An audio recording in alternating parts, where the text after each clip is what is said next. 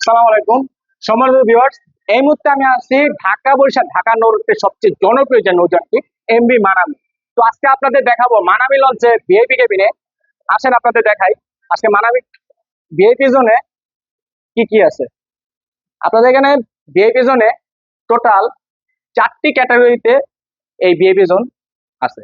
আর এই ভিআইপি জোনে আপনাদের প্রথমত আছে কিয়োটো, ওকিনাওয়া, সাকুরা এবং ফুজি। তো আপনাদের দেখাবো যে কিয়োটোতে, আপনাদের কিয়োটোতে দেখাই। আপনাদের এখানে একটা কার্ড আছে, আর হলো যে ডিজিটাল যে লকিং সিস্টেম। আপনারা এখানে যখন ভিআইপি কেবিন নেবেন কিয়োটোতে, অবশ্যই এখানে একটা প্রেস করে এটা দেবেন। হয়ে গেছে, আহ হয়ে গেছে। এখন আপনাদের দেখাই এই যে কিয়োটোতে, এই কিয়োটোতে আপনারা যেতে পারবেন টোটাল 4 জন।